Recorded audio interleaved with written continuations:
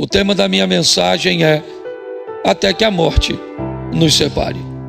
A minha proposta hoje não é falar de casamento, mas é mostrar que nós precisamos estar atentos a algumas informações que a Bíblia nos oferece. E dependendo de como você leva essas informações, é muito importante que você observe isso com mais carinho, com mais critério e olhe com mais cuidado.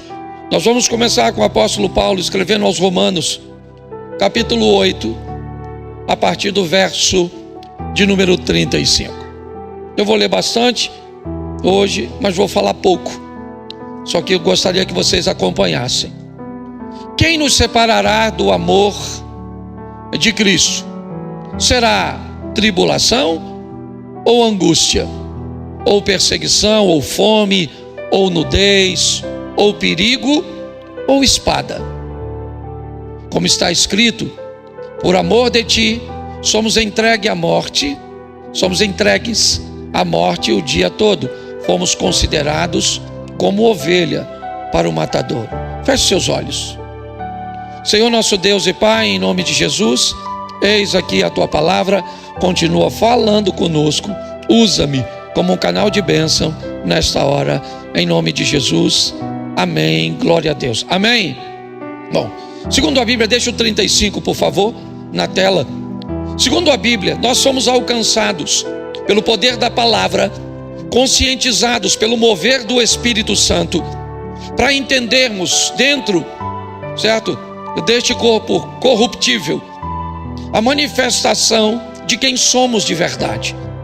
Só descobrimos que somos espirituais, pertencentes a Deus, homens pecadores com a necessidade de sermos removidos das trevas para a luz, se formos conscientizados pelo Espírito Santo, porque é Ele que convence o homem do pecado, da justiça e do juízo.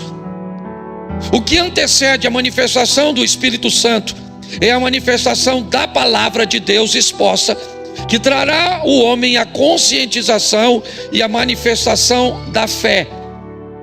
É assim que funciona, certo? A fé vem por ouvir a palavra de Deus. A palavra é ministrada, após a palavra vem o mover do Espírito Santo, que nos traz a conscientização. Então manifesta-se em nós o desejo de recebermos Cristo e reconhecermos o seu amor naquela cruz do Calvário. O que é trazido até nós sob histórias muito obscuras, sob informações cujas quais nós nunca temos a certeza de fato. Não sabemos de fato quando ele morreu, não sabemos de fato quando ele nasceu. Temos muitas informações a respeito do nosso Salvador, que elas não são precisas. Vamos até Israel e nem onde ele foi sepultado de fato sabemos. Todas as informações que temos a respeito do nosso Salvador, daquele que manifestou seu amor sobre nós, são muito obscuras. Isso tem um motivo. O motivo é que para que isso se manifeste de verdade, vamos precisar da fé. É por isso. Ao entendermos isso, nós também precisamos entender que se Deus quer nos unir e nos apresentar o amor de Cristo, alguém vai tentar fazer com que isso não aconteça. Ou que mesmo que aconteça, que não seja forte o suficiente para levarmos essa história de ser cristão, de ser crente, adiante por muito tempo. Então vamos enfrentar forças que tentarão nos separar do amor de Cristo. E é isso que Paulo está descrevendo nesse texto. Ele fez a reunião de algumas situações que buscarão me afastar do amor de Cristo, te afastar do amor de Cristo, ou se quiser melhor, do amor de Deus revelado em Cristo Jesus, conscientizado pelo Espírito Santo em toda essa parceria da Trindade divina. Então ele faz uma relação. Ele diz: será que a tribulação vai conseguir nos desviar do amor de Cristo? Será que a angústia vai fazer isso? Será que a perseguição vai ter êxito? Ele vai fazendo a relação, a fome, a nudez, o perigo, a espada. Note que ele vai trafegar sobre necessidades. Ele vai falar de situações perigosas que irão nos expor a um dos maiores medos do ser humano, que é a morte.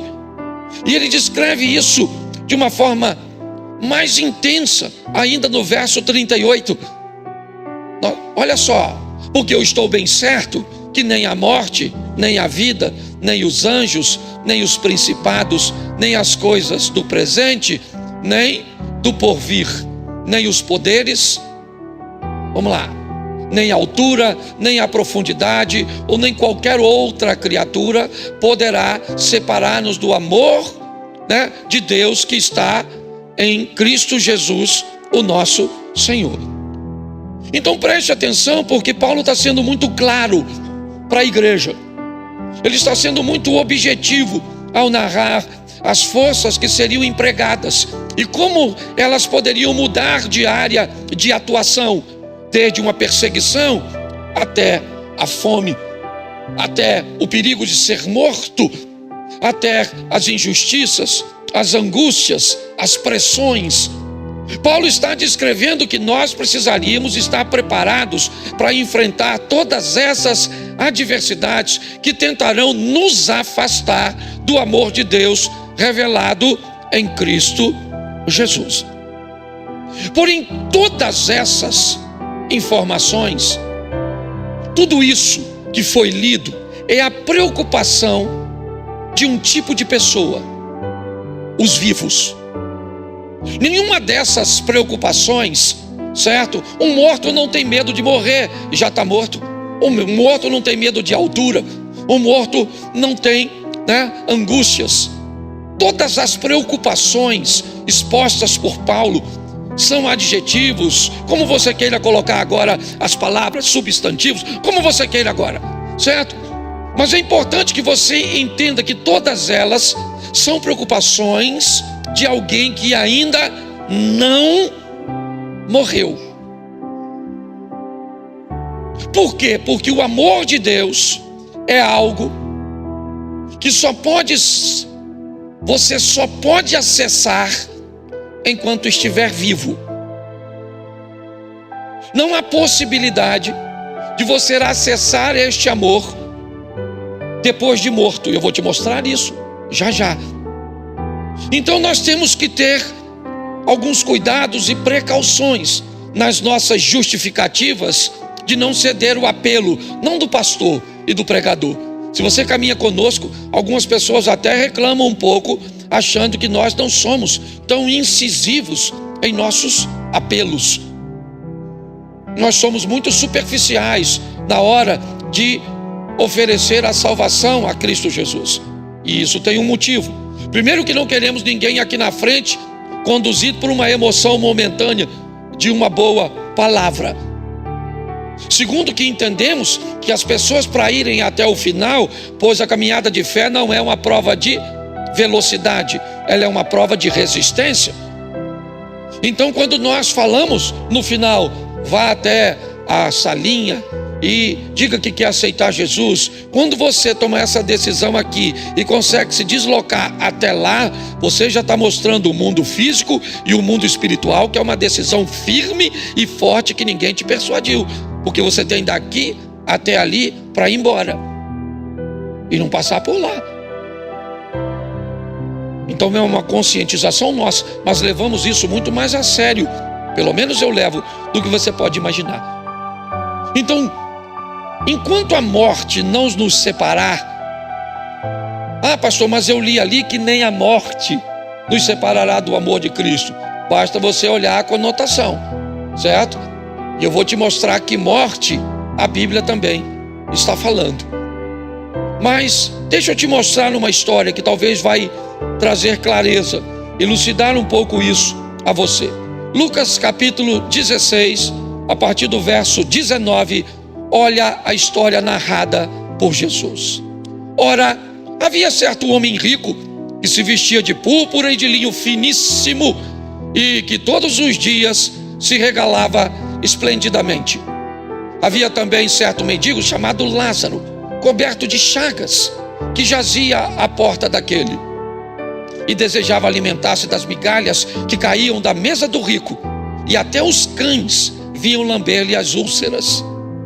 E aconteceu morrer o mendigo, a ser levado pelos anjos para o seio de Abraão. Morreu também o rico e foi sepultado. No inferno, estando ainda em tormentos, levantou os olhos e viu de longe a Abraão e Lázaro no seu seio.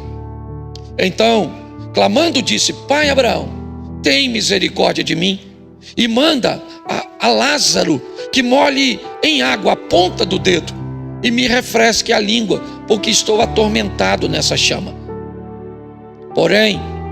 Disse Abraão: Filho, lembra-te que recebeste os teus bens em tua vida, e Lázaro igualmente os males. Agora, porém, aqui ele está consolado, e tu em tormentos. Além de tudo, está posto um grande abismo entre nós e vós, de sorte que os que querem passar daqui para vós outros não podem, nem os de lá passar para cá. Presta atenção em mim agora nessa história. Essa é uma parábola contada por Jesus. Para alguns que procuram se aprofundar um pouco mais no conhecimento, acreditam até que essa não é uma parábola, que é um fato real que Jesus está narrando, pois em nenhuma outra parábola Jesus usou um nome próprio. Então alguns acreditam que Lázaro realmente era um personagem daquela história, e este Lázaro não é aquele que morava em Betânia, tá certo? Até porque, sendo considerado uma parábola, ele não existiria, e mesmo se fosse, ele não era o doente cujo qual Jesus está narrando. Só para você entender. Porém, observe bem. O texto diz que há um homem pobre, e mais do que pobre, ele está doente. Há um homem rico, e mais do que rico, ele é são, não há nele doença. A história dos dois se cruzam, e o rico tem mais do que precisa, e o Lázaro não tem nem o básico e o necessário. Lázaro está à porta do rico, desejando receber alguma coisa deste rico para suprir sua necessidade básica, certo? O que ele quer é continuar existindo. É somente isso. Jesus deixa claro que não há nenhuma preocupação com o rico de ajudar a Lázaro. Porém, a morte chegou para Lázaro. Lázaro morreu. Eu não sei se o rico pensava que não morreria por causa de sua riqueza, se ele pensava que estaria imune da morte por ter dinheiro, por ser rico.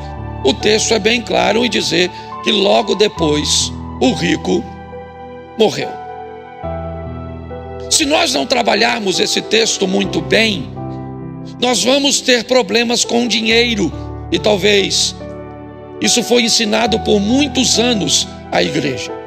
Quando nós lemos, por exemplo, deixa eu mudar de texto para você entender, Lucas 18, Jesus conversa com um jovem rico, mas no capítulo 19 ele conversa com um velho rico.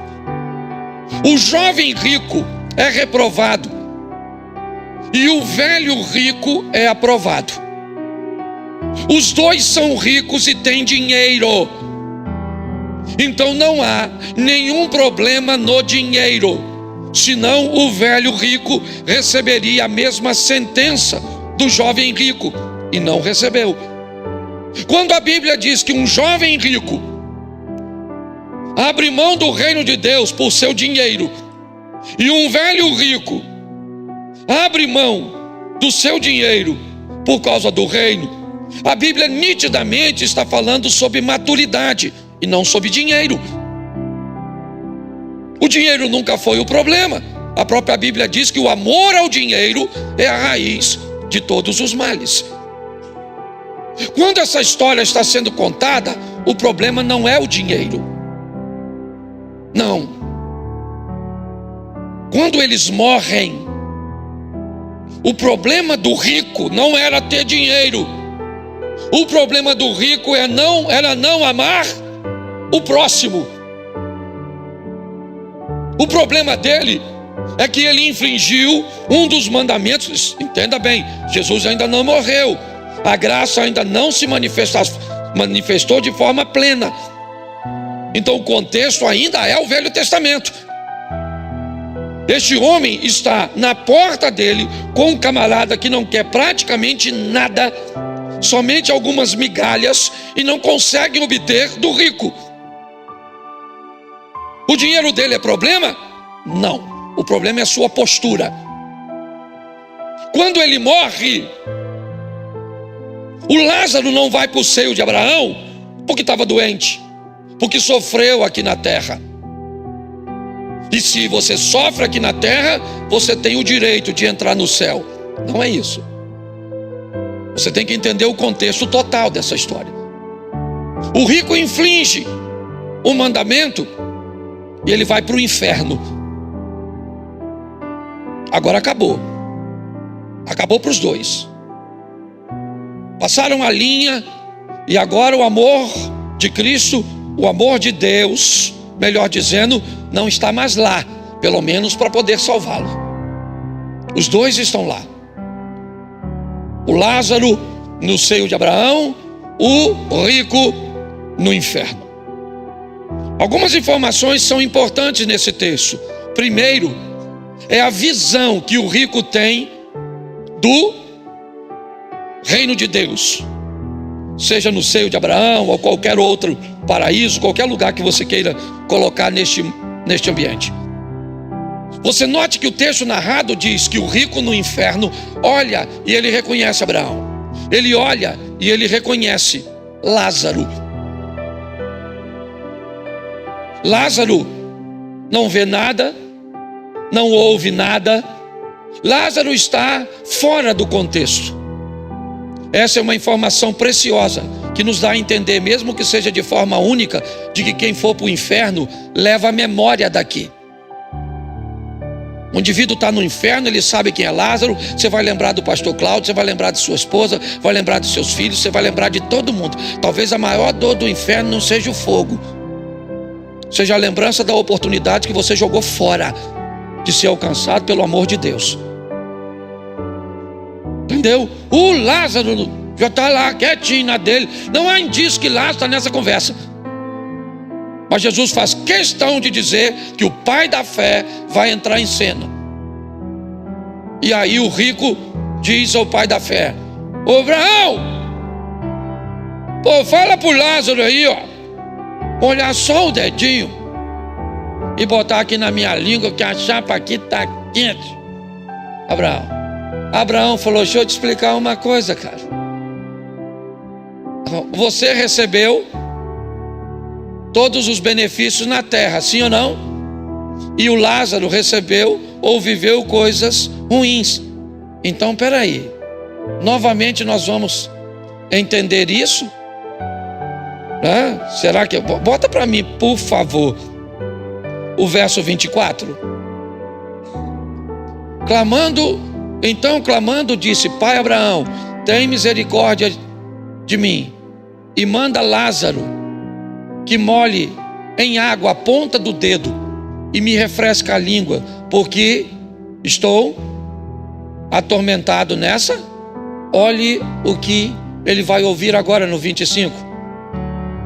Disse, porém, Abraão: filho, lembra-te que recebeste teus bens em tua vida e Lázaro igualmente os males. Agora, porém, aqui ele está sendo consolado, ou está consolado, e tu atormentado. Cuidado com esse texto. Cuidado com esse texto, porque você precisa ler o que vem depois. Se você ler somente esse texto isolado, parece que o camarada que está se dando bem nessa vida, ele obrigatoriamente tem que ir para o inferno na próxima. E não é isso. O problema do rico não era ter dinheiro, era não amar o próximo. era não cuidar daquele que estava perto dele. É isso que levou ele estar debaixo de uma desobediência, quebrando um princípio cujo qual Deus estabeleceu para o Velho e para o Novo Testamento. E se a graça de Deus manifesta em Jesus, exposta pelo Espírito Santo no Novo Testamento, ela parece facilitar a sua vida, cuidado com sua ótica a respeito da graça facilitadora. Porque enquanto o Velho Testamento dizia, não adulterarás, o Novo diz, se você olhar para uma mulher com intenções sexuais, você já adulterou. Era mais fácil no Antigo ou no Novo Testamento? No Antigo. Se o Velho Testamento dizia, não matarás, o Novo Testamento diz, se você irá contra seu irmão, você já o matou. Então cuidado com sua ótica, olhe, um pouco mais de perto. O problema não é simplesmente o 25. Aqui Abraão está dizendo ao indivíduo que foi para o inferno, certo? O que vocês estão recebendo agora, depois de mortos, são resultados do que você fizer ou do que você fez enquanto você estava vivo. É só isso. A proposta é mostrar ao rico, você está recebendo aqui o que você fez lá. Dizer a Lázaro, você está recebendo aqui o que você fez lá. Mas o verso 26 vai dizer algo. E além de tudo, olha só, não é só isso exposto no verso 25. Além de tudo, ó rico, está posto um grande abismo entre nós e vós. Abraão está dizendo, mesmo que eu quisesse sair de onde eu estou, entrar aí no inferno, no Hades, onde você queira colocá-lo, e tirar você daí, nem eu nem Lázaro não podemos. Aliás, eu vou até além. Quando ele diz, ou está posto um grande abismo entre nós, eu diria que nós é Lázaro, nós é Abraão e nós é Deus. O que ele está dizendo é muito sério. Ele diz, o próprio Deus estabeleceu um princípio cujo qual ele não vai quebrar. Há um grande abismo entre nós e vós.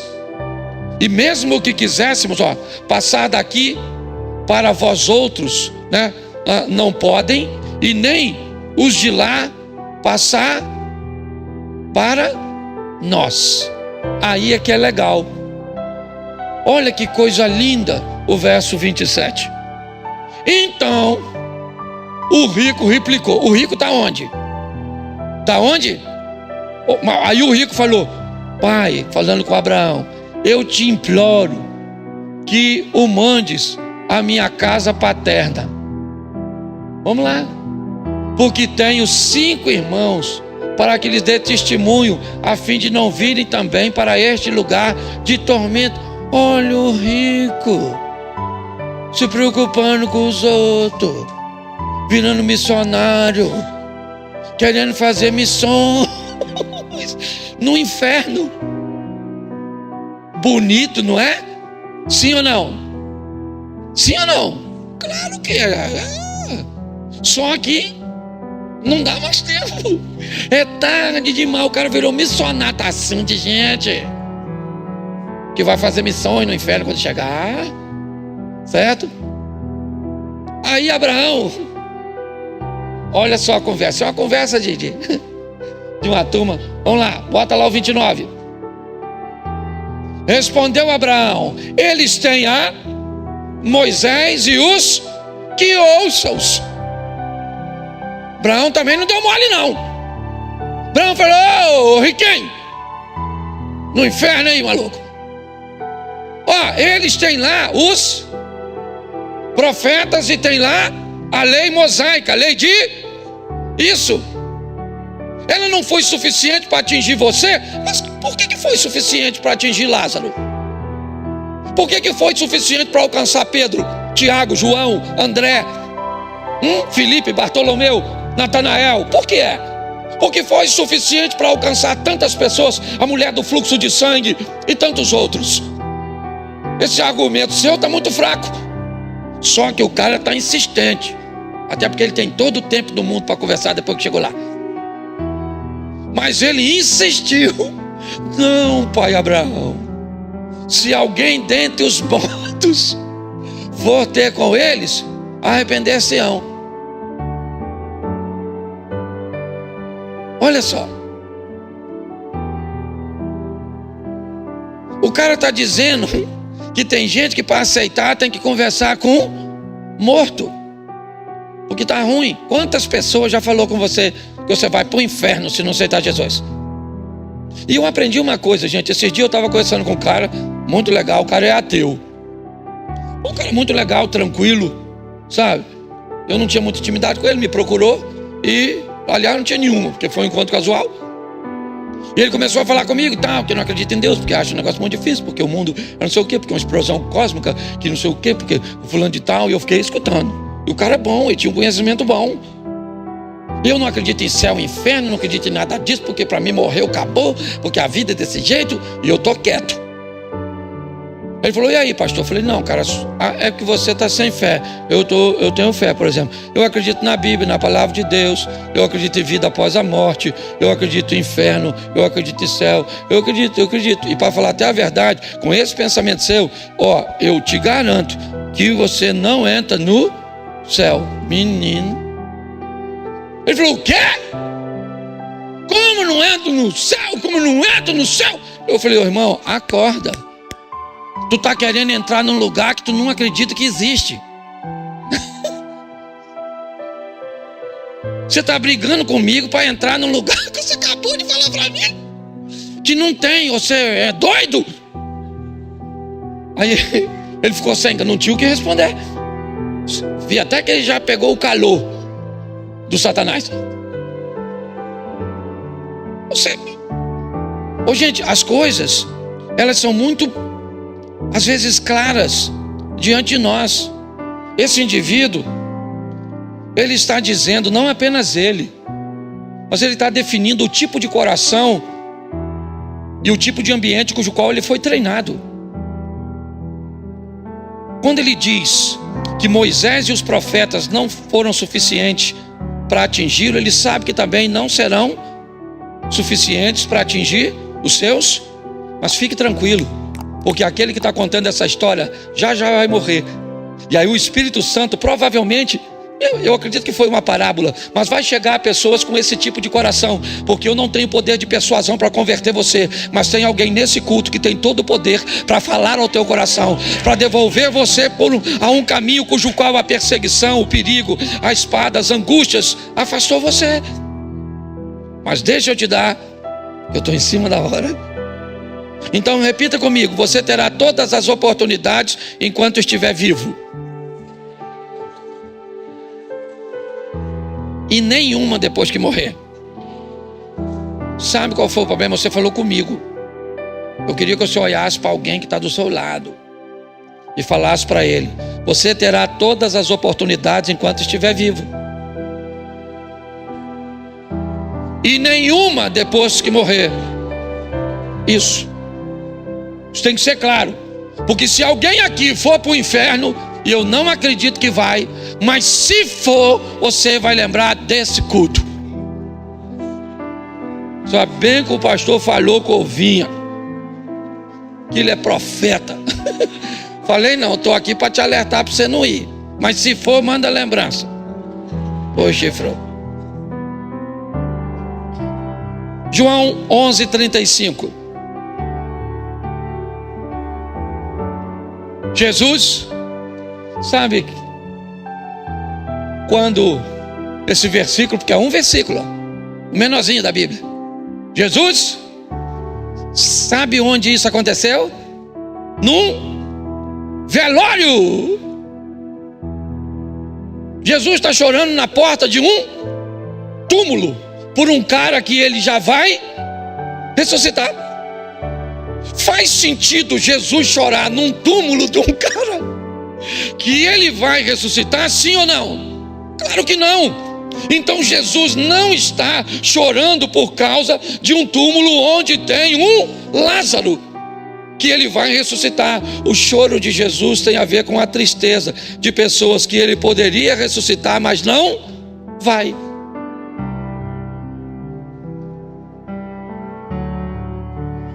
Entendeu?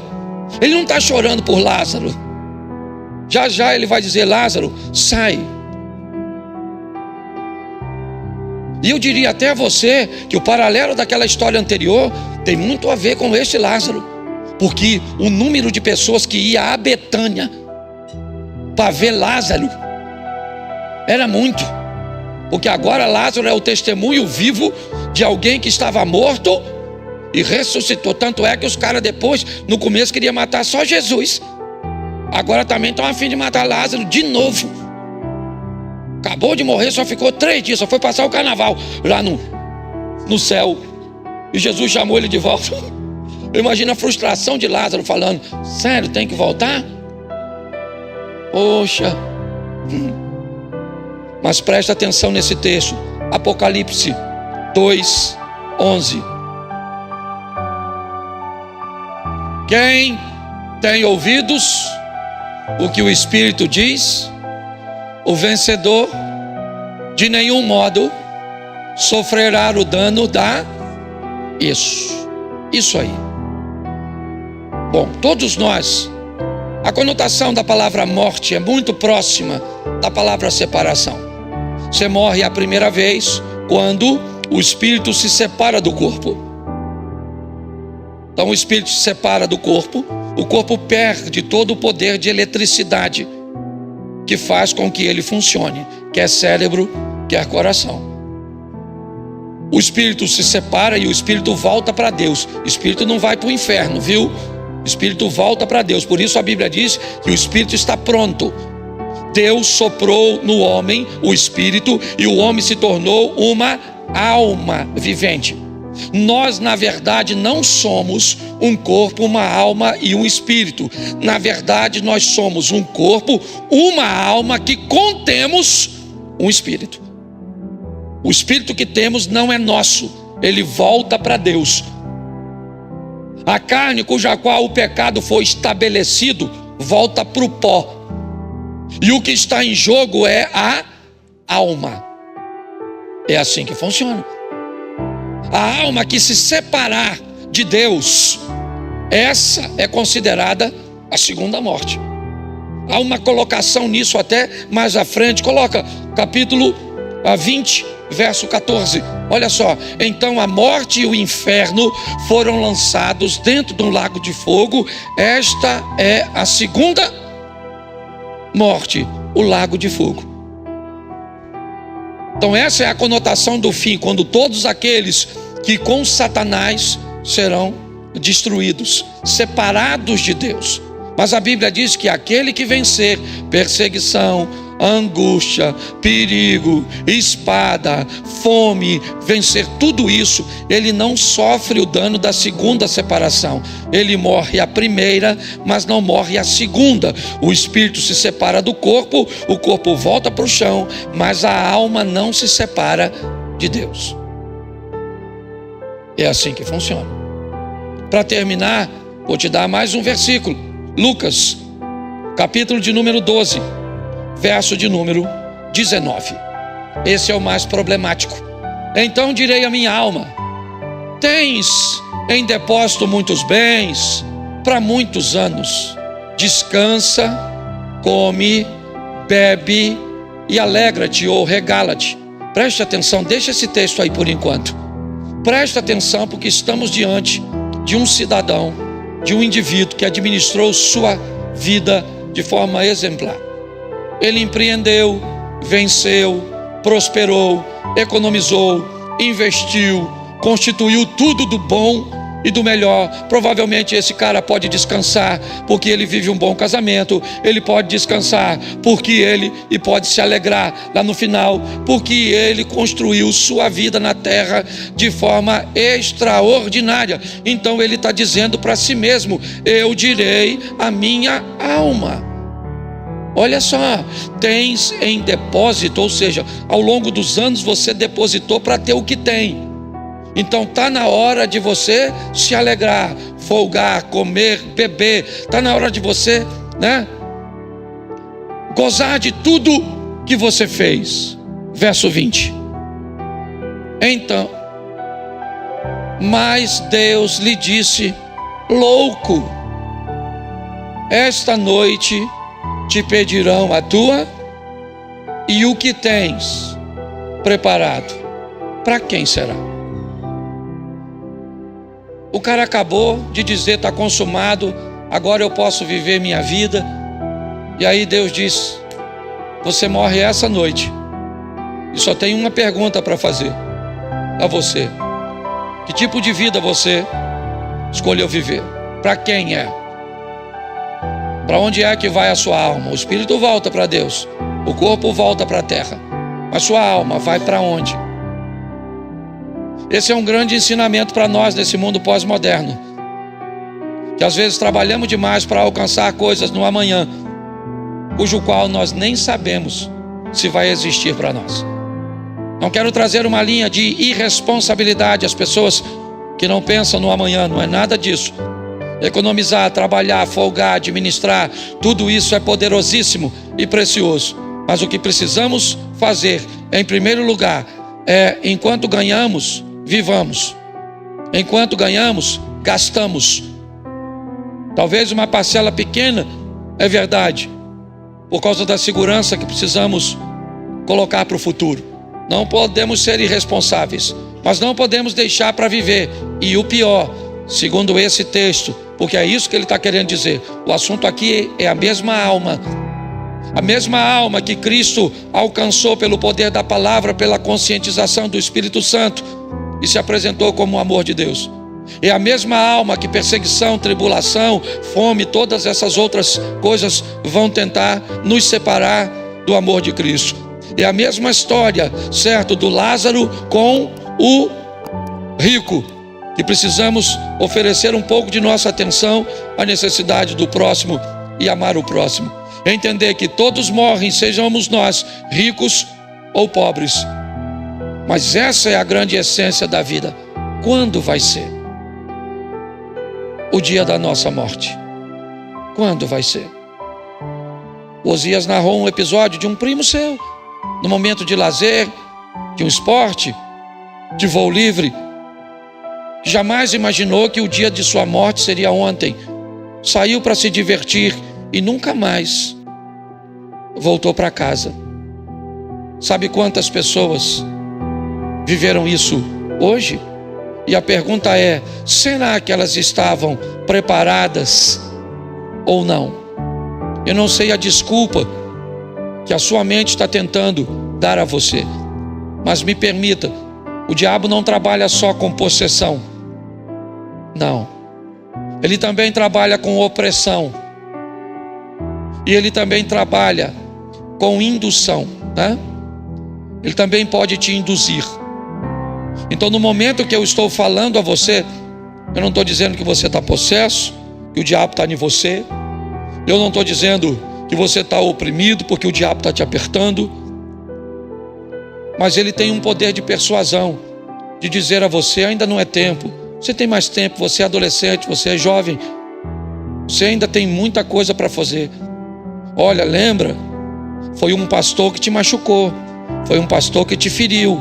Para de acreditar em pastor, você está amolecendo. Já fazia tempo que você não tinha força nem para entrar numa igreja, e agora você vem aqui e vai ficar acreditando nessa conversa fiada desse pastor que está dizendo aí: olha que vão te machucar de novo, olha que vão te ferir de novo. Aliás, deixa para outro culto, deixa essa vontade passar para ver se você tem certeza. Então, aqui nessa igreja, primeiro, nós respeitamos extremamente nossos visitantes. Segundo, nós temos a consciência plena que pregação, boa ou ruim, ela não converte pessoas. Quem converte é a palavra de Deus e o poder do Espírito Santo.